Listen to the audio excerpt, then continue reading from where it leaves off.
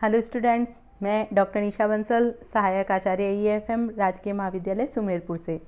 आज की वीडियो में हम बात करते हैं बीकॉम सेकेंड ईयर के लिए प्रश्न पत्र द्वितीय अंतर्राष्ट्रीय व्यापार एवं वित्त। स्टार्ट करते हैं। आज की वीडियो में हम बात करेंगे व्यापार संतुलन के लिए। बहुत ही इम्पोर्टेंट टॉपिक है, ध्यान रखिए स्टूडेंट्स। आपके लिए एक बात है कि व्यापार संतुलन और भुगतान संतुलन, ये पूरा टॉपिक मैं स्टार्ट करने जा रही हूँ। चूँकि बहुत लंबा टॉपिक है तो इसमें मुझे कम से कम 3 या 4 वीडियो इस पे बनाने पड़ेंगे। पूरे टॉपिक को कवर करने के लिए ज़रूरी हो जाता है कि कम से कम 3 या 4 टॉपिक या 4 वीडियो इस पे बने, तभी ये टॉपिक कंप्लीट हो पाएगा। तो व्यापार संतुलन से मैं स्टार्ट करती हूँ। पर आपको बता दूँ, पिछले वर्षों में इस चैप्टर से क्वेश्चन आता रहा है 100%, और इस साल भी ज़रूर आएगा। तो आप ध्यान दीजिए, बहुत ही अच्छे से इस टॉपिक को हमें कवर करना है। और यदि समझ में नहीं आता है किसी भी कारण से, यदि इसमें कोई प्रॉब्लम आती है आपको, तो आप मुझे व्हाट्सएप पे भेजें अपनी समस्या, या किसी भी पिछले वीडियो में आपको यदि कोई समस्या आई है किसी भी प्रकार की, या जो मैंने आपको असाइनमेंट दिए हैं उनमें किसी प्रकार की कोई समस्या आई है भरने में, चूँकि आप लोगों के मुझे रेस्पॉन्स अच्छे नहीं मिल पा रहे हैं सेकेंड ईयर वालों के, तो आप उसे अच्छे से फिल करके मुझे आप सबमिट कराने की कोशिश करें। यदि आप उसको फिल करके सबमिट कराते हैं तो वो आप लोगों के लिए ही लाभप्रद है। तो आप ध्यान दीजिए, व्यापार संतुलन स्टार्ट करते हैं हम। इस वीडियो में मैं कवर करने की कोशिश करूंगी व्यापार संतुलन में व्यापार संतुलन का अर्थ, अनुकूल एवं प्रतिकूल व्यापार संतुलन क्या होता है, दोनों के बारे में बताऊंगी मैं आपको। अनुकूल व्यापार संतुलन के क्या प्रभाव होते हैं और प्रतिकूल व्यापार संतुलन के क्या प्रभाव हैं, तो ये पढ़ते हैं। आज हम स्टार्ट करते हैं इसमें व्यापार संतुलन का अर्थ। देखिए, व्यापार संतुलन क्या है। सिंपल सी भाषा में यदि मैं आपको बताऊं तो एक देश जो निर्यात कर रहा है, वस्तुओं का जो भी निर्यात हो रहा है एक देश में, और जितना आयात हो रहा है वस्तुओं का, उन दोनों का डिफरेंस क्या कहलाता है, व्यापार संतुलन। यानी कि यदि एक देश के जितने भी निर्यात हुए हैं वस्तुओं का जो कुल निर्यात है, उसमें से हम कुल आयातों को घटा दें तो क्या जो भी अंतर बचेगा वो क्या कहलाएगा, व्यापार संतुलन। मैं एक बार पढ़ देती हूँ, फिर आप ध्यान देना। देश के कुल निर्यात मूल्य एवं कुल आयात मूल्यों का अंतर ही व्यापार संतुलन कहा जाता है। व्यापार संतुलन देश के दृश्य आयातों एवं निर्यातों का वार्षिक ब्यौरा होता है। देखिए, व्यापार संतुलन क्या हुआ, नीचे आप इसका सूत्र देखिए। कुल निर्यात मूल्य में से क्या लेस किया है, कुल आयात मूल्य। लेकिन यहाँ पर ध्यान देने वाली बात क्या हो गई, दृश्य आयात। व्यापार संतुलन में हम क्या इंक्लूड करते हैं, दृश्य आयातों को। दृश्य आयात वो होते हैं जो वस्तुओं का आयात निर्यात होता है। तो दृश्य व्यापार में हम सम्मिलित करते हैं वस्तुओं के व्यापार को। और एक वर्ष विशेष में, वार्षिक ब्यौरे का क्या मतलब हुआ, एक वर्ष विशेष में जितने भी वस्तुओं के आयात निर्यात हुए हैं वो सारे इसमें सम्मिलित किए जाएंगे। तो उन दोनों का जो डिफरेंस होगा निर्यात और आयात का, वो क्या कहलाएगा, व्यापार संतुलन कहलाता है। तो निर्यात मूल्य और में से आयात मूल्य घटाने पर व्यापार संतुलन हमें प्राप्त होगा। यह ध्यान देना, दृश्य वाला मैटर, यानी कि सिर्फ वस्तुओं का व्यापार सम्मिलित है। नेक्स्ट देखते हैं, अनुकूल तथा प्रतिकूल व्यापार संतुलन। अब अनुकूल और प्रतिकूल व्यापार संतुलन क्या हुआ, देखते हैं। अनुकूल व्यापार संतुलन, जब किसी वर्ष में देश के निर्यात का कुल मूल्य उसके आयातों के कुल मूल्य से अधिक होता है तो इसे अनुकूल व्यापार संतुलन कहा जाता है। सिंपल सी बात है कि जब हमारे निर्यात ज़्यादा हैं और आयात कम है तो वो हमारे फेवर में होगा, क्योंकि हमें पैसा ज़्यादा मिलेगा, ठीक है ना। उस सिचुएशन में ये हमारे लिए अनुकूल व्यापार संतुलन कहलाएगा। एग्जाम्पल के लिए आप देख लीजिए, इसका सूत्र दिया है मैंने आपको। अनुकूल व्यापार संतुलन इज इक्वल क्या हो गया, निर्यात इज ग्रेटर देन आयात। यानी कि निर्यात ज़्यादा है और आयात कम है तो वो क्या कहलाएगा, अनुकूल व्यापार संतुलन। एग्जाम्पल के लिए मैंने आपको दिया है इसमें, यदि एक देश से 2000 करोड़ रुपए का निर्यात होता है और केवल 1500 करोड़ रुपए का आयात हो रहा है, तो यहाँ निर्यात ज़्यादा है, देखो अब 2000 के, यानी कि 500 रुपये निर्यात ज़्यादा है।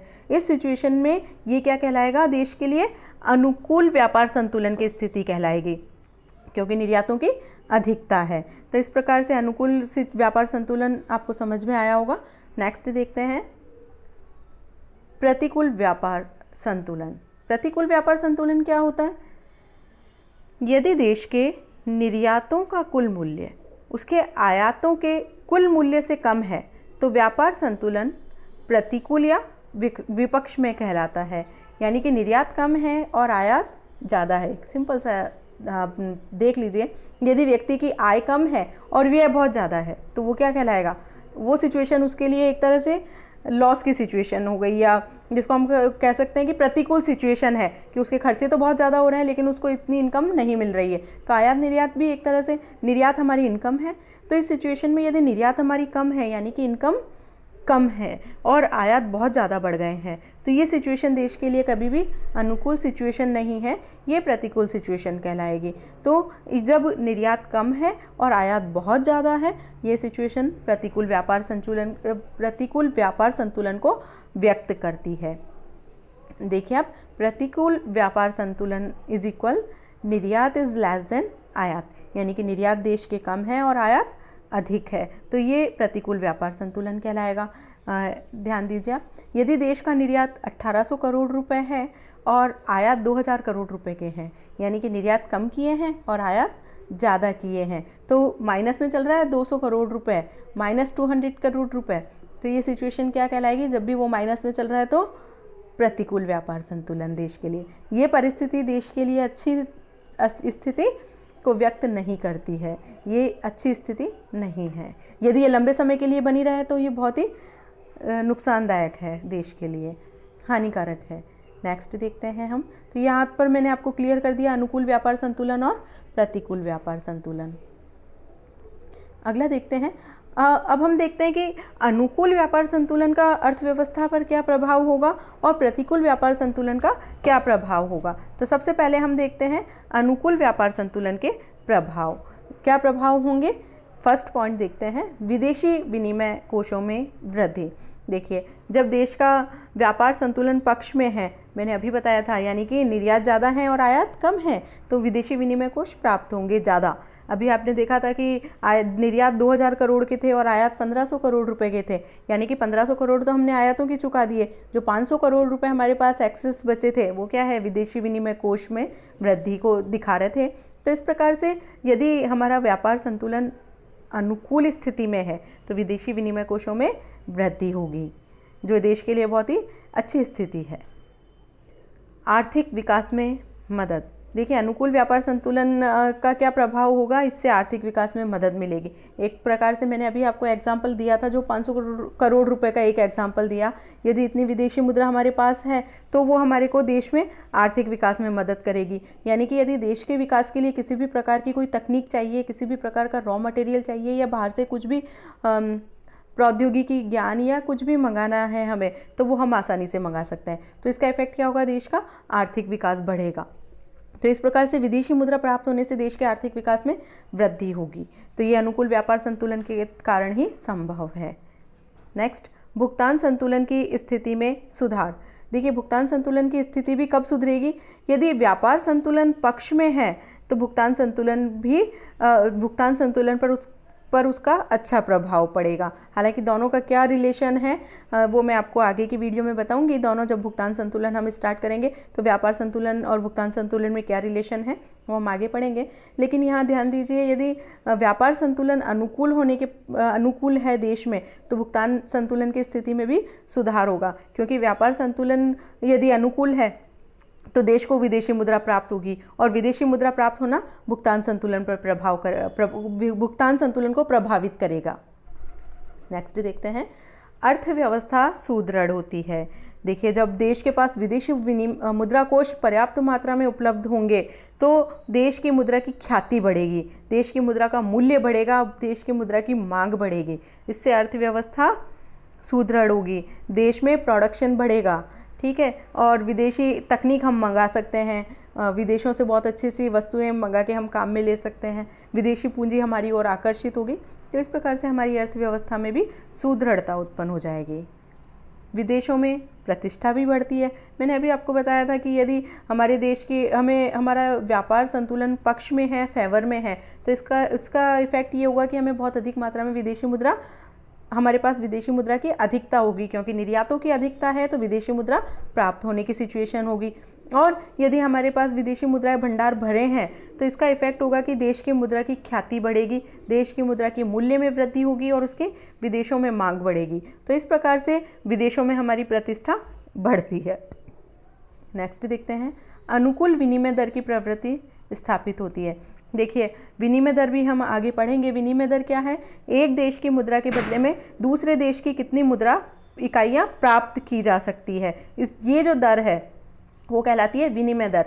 मैं एक एग्जांपल के लिए मैं आपको बताती हूँ यहाँ पर क्लियर करने के लिए, चूँकि टॉपिक आया है तो यदि एक अमेरिकी डॉलर के बदले में भारतीय मुद्रा का जैसे अभी चल रहा था करंट में करीब 75 रुपये, तो एक डॉलर के बदले में यदि 75 रुपये दिए जाते हैं तो उनकी विनिमय दर क्या हो गई? $1 बराबर 75 रुपये भारतीय मुद्रा में।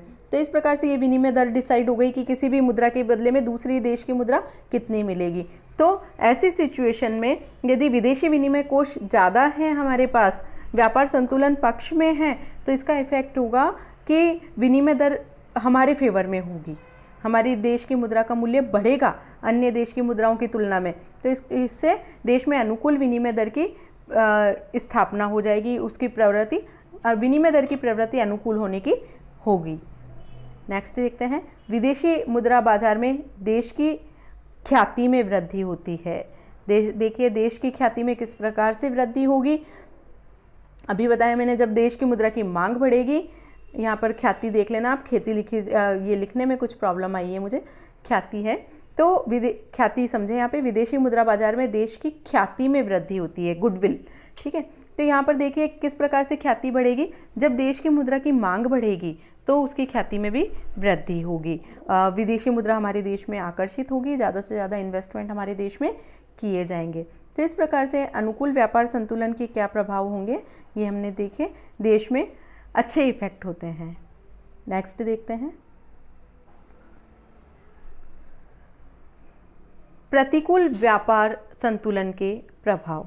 अब यदि यही व्यापार संतुलन अनुकूल ना होकर प्रतिकूल है तो उसके अर्थव्यवस्था पर क्या प्रभाव पड़ेंगे वो भी देख लेते हैं हम यहाँ।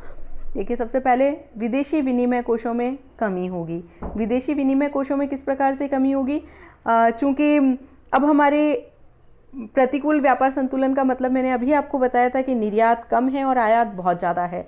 तो जब आयात ज़्यादा है तो ज़्यादा से ज़्यादा विदेशी मुद्रा चुकानी पड़ेगी, पहले से जो कोष हैं वो भी देने पड़ेंगे हमें, या कहीं से भी व्यवस्था करनी पड़ेगी, तो जो कोष हैं वो कम हो जाएंगे। पहले से यदि हमारे पास कोष उपलब्ध है, विनिमय कोष विदेशी मुद्रा के, तो वो सारे कम होते जाएंगे।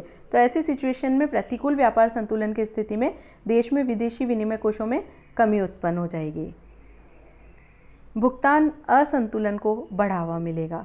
देखिए, यदि व्यापार संतुलन फेवर में नहीं है, प्रतिकूल है, तो भुगतान संतुलन पर उसका इफेक्ट होगा। भुगतान संतुलन में भी असंतुलन की स्थिति उत्पन्न हो जाएगी, और यदि पहले से असंतुलित है तो उसमें और ज़्यादा कठिनाई उत्पन्न हो जाएगी, उसमें और ज़्यादा वृद्धि हो जाएगी। तो इस प्रकार से भुगतान असंतुलन में वृद्धि होगी। आर्थिक विकास में बाधा। देखिए, आर्थिक विकास में किस प्रकार से बाधा उत्पन्न होगी, एक एग्जाम्पल से समझिए। मैंने अभी आपको आयव्यय का एक एग्जाम्पल दिया था। यदि व्यक्ति के खर्चे बहुत ज़्यादा है और उसकी इनकम बहुत कम है तो फिर वो डेवलपमेंट नहीं कर पाएगा, किसी भी तरह से बचतें होंगी नहीं, बल्कि पुरानी बचतें भी उन खर्चों को चुकाने में चली जाएगी। तो इस प्रकार से उसका डेवलपमेंट नहीं होगा। इसी प्रकार से यदि मैं अर्थव्यवस्था की बात करूँ यहाँ पर, तो यदि निर्यात कम है और आयात हमने ज़्यादा कर लिए हैं, तो जितने भी हमारे पास विनिमय कोष थे पहले से, वो सारे रिजर्व फंड जो भी थे विदेशी मुद्रा के, वो सारे उसको चुकाने में चले जाएंगे। उस सिचुएशन में हमारे देश का आर्थिक विकास नहीं हो पाएगा। आर्थिक विकास के लिए विदेशी मुद्रा का होना आवश्यक है, और यदि विदेशी मुद्रा उपलब्ध नहीं है, विदेशी मुद्रा कोष कम है हमारे पास या अनुपलब्ध है, तो देश के आर्थिक विकास में कठिनाई उत्पन्न हो जाएगी। तो ऐसी सिचुएशन देश के लिए अच्छी सिचुएशन नहीं कही जा सकती। नेक्स्ट देखते हैं, प्रतिकूल विनिमय दर। प्रतिकूल विनिमय दर का क्या तात्पर्य हुआ? मैंने अभी आपको विनिमय दर समझा दिया था, जो एक्सचेंज रेट है दोनों मुद्राओं की। उस सिचुएशन में यदि विदेशी मुद्रा हमारे पास उपलब्ध नहीं है तो हमारी मुद्रा की कीमत गिर जाएगी, उसका मूल्य अन्य मुद्राओं की तुलना में गिर जाएगा। एक एग्जाम्पल के लिए मैंने अभी आपको बताया था, यदि $1 के बदले में 75 रुपये हम दे रहे हैं, और यदि व्यापार संतुलन प्रतिकूल हो जाता है किसी कारण से, और वहाँ पर हमारा $1 के बदले में 80 रुपये देने पड़े, तो इसका मतलब पहले हम 75 देते थे, अब कितने दे रहे हैं? 80 रुपये। हमारी मुद्रा की जो मूल्य है वो अन्य डॉलर के मुकाबले में यहाँ गिर चुका है। तो ये जो विनिमय दर है वो हमारे देश के लिए प्रतिकूल विनिमय दर कहलाएगी, क्योंकि हमें अपनी मुद्रा का मूल्य पहले से ज़्यादा हमारी मुद्रा चुकानी पड़ेगी, पहले से ज़्यादा उसकी मात्रा देनी पड़ेगी। तो इस प्रकार से प्रतिकूल व्यापार संतुलन देश में प्रतिकूल विनिमय दर को जन्म देते हैं, उत्पन्न करते हैं। अर्थव्यवस्था कमज़ोर होती है। अब ध्यान दीजिए आप, यदि हम $75 में $1 खरीद लेते थे और अभी 80 रुपये में खरीद रहे हैं, इसका मतलब पहले की ही जितनी वस्तुओं के लिए हमें ज़्यादा मुद्रा चुकानी पड़ रही है, तो हमारी अर्थव्यवस्था अपने आप कमज़ोर होगी, हमें पहले की तुलना में ज़्यादा मुद्रा चुकानी पड़ेगी और हमारे पास विदेशी मुद्रा नहीं है, अच्छे से काम नहीं कर पाएंगे। विनिमय दरें हमारी प्रतिकूल है। जब विनिमय दरें प्रतिकूल है, भुगतान असंतुलन हमारे अर्थव्यवस्था में उत्पन्न हो जाएगा, विदेशी विनिमय कोष हमारे पास नहीं है, तो वो सिचुएशन देश के लिए आर्थिक स्थिति के हिसाब से कभी भी अच्छी सिचुएशन नहीं है। उस सिचुएशन में देश की अर्थव्यवस्था सुदृढ़ नहीं रहेगी, अर्थव्यवस्था बिल्कुल कमज़ोर हो जाएगी। तो प्रतिकूल व्यापार संतुलन देश की अर्थव्यवस्था को भी कमज़ोर कर देता है। आर्थिक प्रतिष्ठा गिरती है। अब आर्थिक प्रतिष्ठा कैसे गिरेगी? जब हमारी मुद्रा की ज़्यादा इकाइयाँ हमें पहले की तुलना में देनी है, तो देश की मुद्रा का मूल्य कम हो जाएगा और देश की ख्याति कम हो जाएगी और उसकी गुडविल भी पहले से कम हो जाएगी, उसकी प्रतिष्ठा गिर जाएगी। विदेशी मुद्रा बाजार में देश की मुद्रा की स्थिति कमज़ोर होती है। देखिए, प्रतिकूल व्यापार संतुलन है जब हमारे निर्यात कम है, आयात बहुत ज़्यादा है, तो देश की मुद्रा की स्थिति कमज़ोर हो जाएगी। कारण क्या है? क्योंकि विदेशी मुद्रा कोष हमारे पास नहीं रहेंगे। जब विदेशी मुद्रा कोष हमारे पास नहीं बचेंगे तो हमारी मुद्रा का मूल्य दूसरे मुद्रा की तुलना में धीरे धीरे गिरने लगेगा, कम होने लगेगा और विदेशी मुद्रा बाजार में हमारे देश की स्थिति कमज़ोर हो जाएगी, देश की मुद्रा की स्थिति कमज़ोर हो जाएगी। जैसे कि मैंने आपको बताया, यदि 75 रुपये की जगह 80 रुपये हो जाता है देश का विनिमय दर, तो इस सिचुएशन में मुद्रा की स्थिति कमज़ोर हो गई, डॉलर यहाँ मजबूत हो गया, ठीक है ना, उसे अब 75 रुपये की जगह 80 रुपये मिल रहा है, तो डॉलर तो मजबूत हुआ, लेकिन हमारी देश की मुद्रा क्या हो गई? कमज़ोर हो गई है यहाँ। तो प्रतिकूल व्यापार संतुलन की स्थिति में देश के ऊपर बहुत ज़्यादा, या व्यापार संतुलन के ऊपर बहुत ज़्यादा प्रतिकूल प्रभाव ही उत्पन्न होते हैं। क्या मैंने आपको बता दिए हैं? विदेशी विनिमय कोष कम हो जाएंगे, भुगतान असंतुलन उत्पन्न हो जाएगा, आर्थिक विकास नहीं होगा, विनिमय दरें भी प्रतिकूल हो जाएगी, हमारे देश की मुद्रा की स्थिति कमज़ोर हो जाएगी, ख्याति गिर जाएगी, आर्थिक प्रतिष्ठा गिर जाएगी, अर्थव्यवस्था भी कमज़ोर हो जाएगी। तो इस प्रकार से आज के वीडियो में हमने देखा व्यापार संतुलन क्या होता है, क्या अर्थ है इसका, अनुकूल व्यापार संतुलन क्या है, प्रतिकूल व्यापार संतुलन क्या होता है, अनुकूल व्यापार संतुलन के क्या प्रभाव होते हैं और प्रतिकूल व्यापार संतुलन के क्या प्रभाव होते हैं। तो आज का टॉपिक यहीं समाप्त करते हैं।